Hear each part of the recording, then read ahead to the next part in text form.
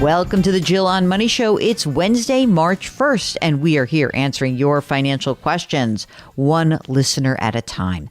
If you would like to put something to us, something that's bothering you, maybe you just need another set of ears and eyes on your situation, go to JillOnMoney.com. Click the Contact Us button. If you want to come on the air, check that little box. Mark does everything else.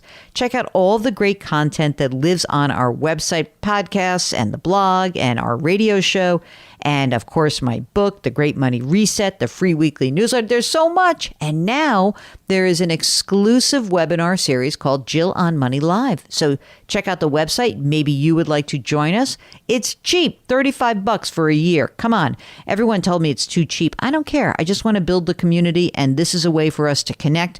Really special guests coming up. The first webinar is at the end of March, and it's with none other than IRA expert and CPA Ed Slott. You better get in on that. Come on. That's going to get really exciting because, you know, Ed gets very excited about this stuff.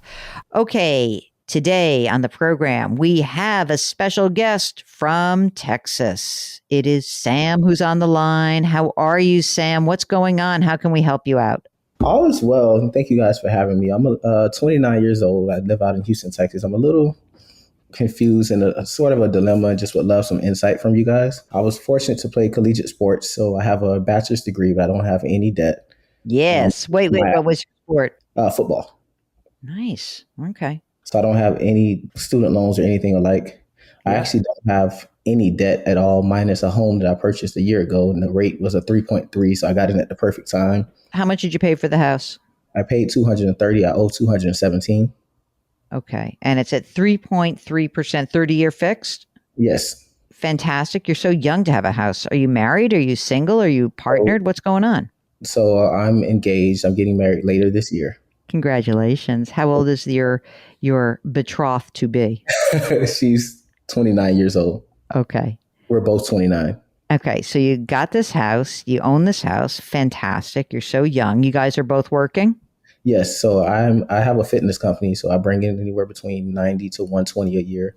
Woo! He brings in, I'll say about 65 or so as a teacher. You're marrying somebody with A, health benefits, and B, a pension. You're the best person ever. I mean, that's fantastic. Yeah. I think about these things. So, Sam, you are self-employed? Yes. Okay. Right now, how do you get your health insurance? Do you get it? You can't get it through your fiance yet, but do you pay for it?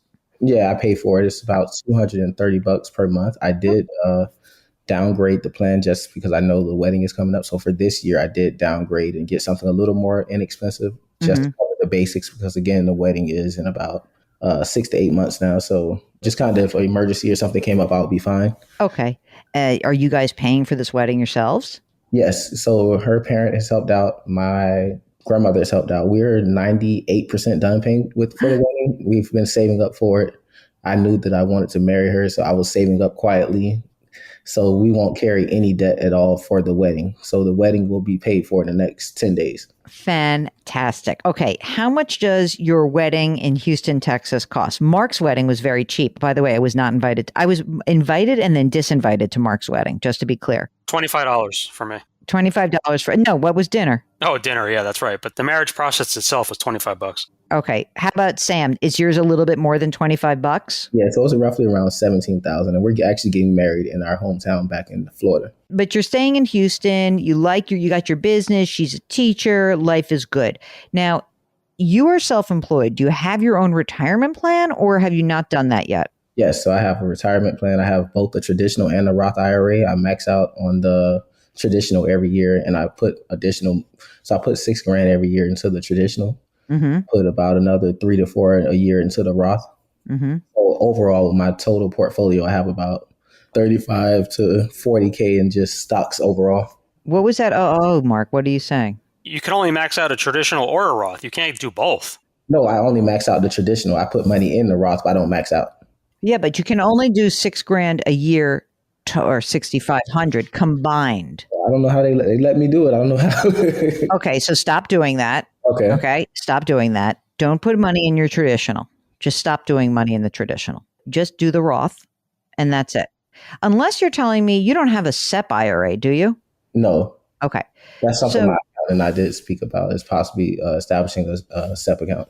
okay, stop putting money into the traditional. Keep your records handy in case somebody flags that down the road, because you can only do 6,000 total. You can do 3,000 in a traditional and 3,000 in a Roth, but you cannot exceed 6,000 between IRAs.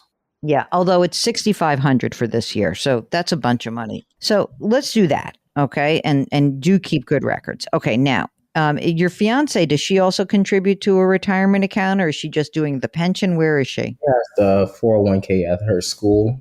She didn't know much about it until a few years back when we started dating, and she was at a different point in her life at the time where she didn't have much disposable money. She was in a different school district. Just started doing it. And I think it may be like $100 to $200 a month. So she's more. Okay. We're both at the infancy stage, but she's kind of newer, starting That's out. great. So when you said 35 to 40 grand, that's like in your retirement accounts. And do you have non-retirement also? Yeah, I have non-retirement also. So I have just a brokerage account there, index funds. I did get a couple different stocks here and there when certain splits occurred. Like I had some Google, some Amazon. So what brings you to us today? Like, this is all good news mostly, except for your silly brokerage account, but fine. What is it that you think is like the pressing issue that you see? So the pressing issue I have is that, like, most of my shoes would want to open some sort of gym or fitness facility.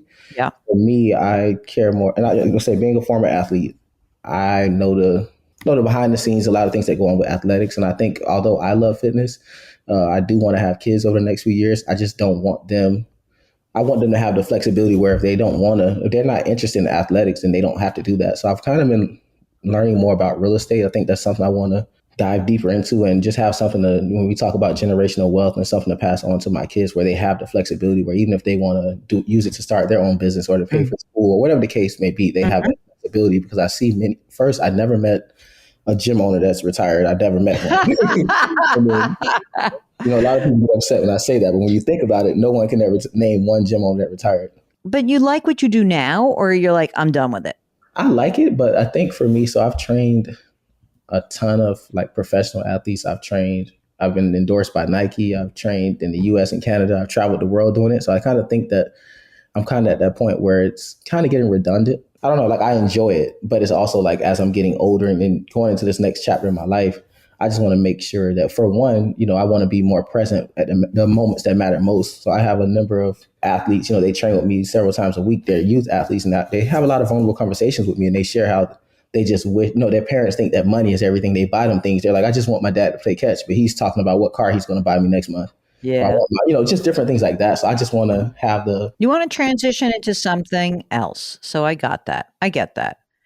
Is the idea here that you would want to slowly dip your toe into becoming a real estate agent, or that you would like to dip your toe into being a landlord? More of the landlord. I'm not interested in the agent part. I think I would still be doing the same thing a different way. Uh-huh. So I think it's more about being a landlord, and just also, I just wonder when my kids get older, they don't, like, I grew up very rough, and I didn't have a lot of flexibility with things. I just think about, even when I graduated from college, there was a lot of other things that I wanted to do. But when you're in a family that doesn't have disposable income and they need everyone to contribute to keep the lights on, it's kind of like you're forced to do what you have to do. Yep. Instead of having the flexibility of, why couldn't I do a 6-month internship somewhere that I wouldn't get paid at all, but the experience would help get you to a different place. Yeah. So just different things like that I just want to. Yeah. I mean, look, I think that first of all, it's quite admirable that you're thinking that way for your as of yet not to be conceived child or children.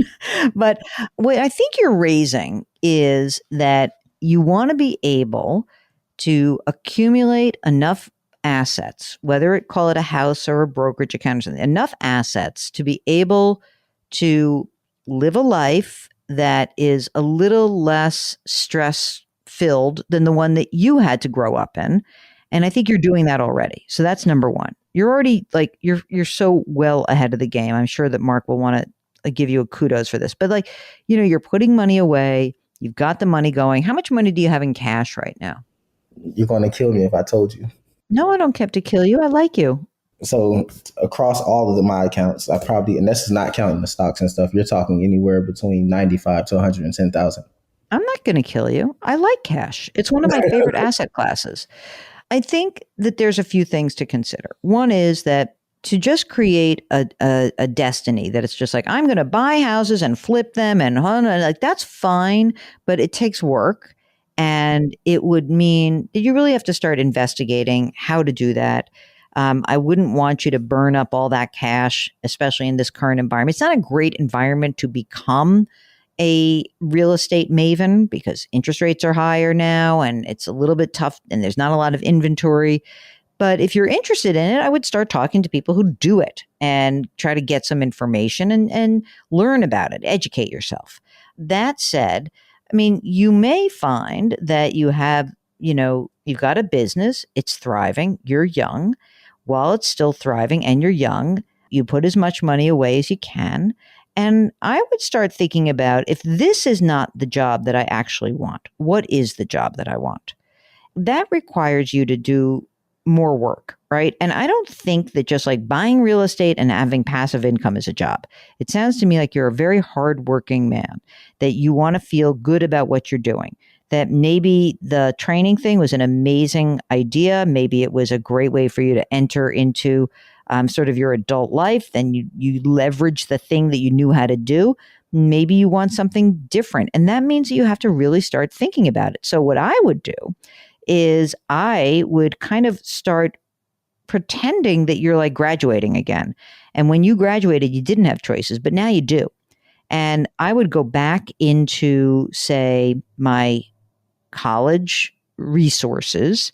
I'd start finding other people who played football at your college. I'd start getting in touch and like saying, like, what are these people doing? Is there something here that's interesting? Like, honestly, Sam, just talking to you and like hearing you tell your, like, I think you'd be an amazing financial planner. If you like a little math on the side, you have those kinds of qualities. You seem to be a caring person, but you care about, like, you understand how financial stability can really give you many more opportunities in the future. And maybe there's someone in your world and in your network who does something cool that you think is great. Maybe it's that you say, you know what? It was great to own my own business, but really my fiance seems really happy. Maybe I would like to teach, or maybe I'd like to coach, or maybe I wouldn't want to do that. Maybe I want to do something totally different. I think you're on the beginning of your journey and you've got some work to do. I would start by thinking about what are the things that kind of jazz me? What are the things I didn't get to do? Because you got $100,000 in the bank right now, and that can finance a transition. And it doesn't mean you give up what you're doing immediately. But, if you say, like, by the time I'm married a couple of years, I want to have a different path. And maybe you do a lot of research and you're like, actually, my path that I'm on is really great. I just have to do it differently. I don't know. I think that what you really need to be considering is, how do you want to contribute to the Sam and fiance life in a way that makes you feel good, but it's not going to be easy and you got some work to do. What do you think about that? I think it's a great idea. I think everything you said is spot on, and it's definitely giving me some things to think about. You haven't said anything that I disagree with at all. Thank goodness. We'll get there. Here's how I relate to you, Sam. Of course, I have the exact opposite story. Like, I'm a girl who grew up with privilege and college was paid for, but my dad was a trader on the floor of the American Stock Exchange. And so there was a pathway for me that I saw, like, oh, I go be a trader. I do this, I do that. And like 3-4 years into it, I was kind of like, I don't know. Like, this is not doing it for me. And it was really hard because, I'm sure that you realize, like, you are in this, like, you even said it in your email, like, I've been fortunate. I got to travel the world. You've said it here. Like, I've been doing like cool stuff. Right. But it's also okay to say, like, but it's not feeding me, emotionally. It's great financially, but it's not like doing what I thought it was going to do. Or maybe, but it brings you to this position where you can ask yourself, what is it that I want to do? So when I was in that transition phase, I just started talking to a lot of people and I did some wacky things. Okay. And so this is the kind of thing that, like, you try, especially while you still have you have the flow of income. You could reduce, you don't have to work you have to kill yourself. Instead, you might say, well, in this transition phase, instead of making 120 a year, I'd rather make 90 and start exploring these other things. And you give yourself permission to do that. And that, to me, is something that's really worth considering. I think, look around you. Remember that this idea, I know a lot of us fall into this trap where it's like, I'll just buy real estate and that will be, the be all end all and I'll make that work. But that's not necessarily a career. That could be a side hustle for you, but I don't know if that's necessarily a career. And it's a heck of a lot of work, meaning that like to do it well usually means you're doing the work yourself. You just have to like tend to it. So I think it's time for you to pick your head up. Like you're getting married. This is great. So you're going to get married. But even in the run up to getting married, it's fine to have extra cash. I would be cash heavy right now if I were you. Because in times of transition, I think having that cash cushion is really smart, even if you are 29. So here's your marching orders. You ready, Sam? Number 1, you're going to keep your cash on hand. Number 2, you're going to only contribute to your Roth IRA $6,500 this year. Number 3, you're going to give yourself a little bit of a homework assignment, which is I'm going to start thinking about all the people I know who I think do cool things. And I'm just going to start talking to them. And it could even be clients of yours. I had a trainer in New York City and he had such fascinating clients. And one of his clients hired him essentially and said like, I'm opening up a hotel. Would you be interested in helping me like basically conceive of how a gym should look? And it was just kind of like a fun job to do for a while. It was great, And so there are things that might be out there that could use your skills, some that would be totally different, but think big. I have a lot of confidence in you. What position did you play? I played linebacker. Of course you did. Tough ass. I want pictures of the wedding and I want you to stay in touch with us, okay? Okay, I will. I'll definitely email those over to both of you guys. You should. And send us like pictures of the wedding for sure. Or like the flowers, all that money you spent. Okay.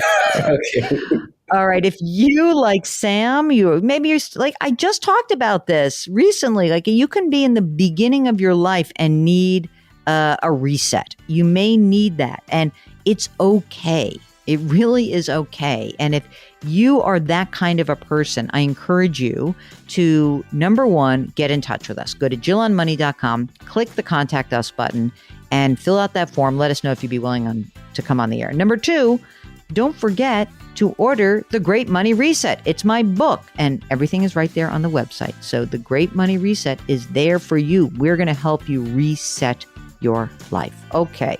Put your hands metaphorically on someone's back. Change your work, change your wealth, change your life. Thanks for listening. We'll talk to you tomorrow.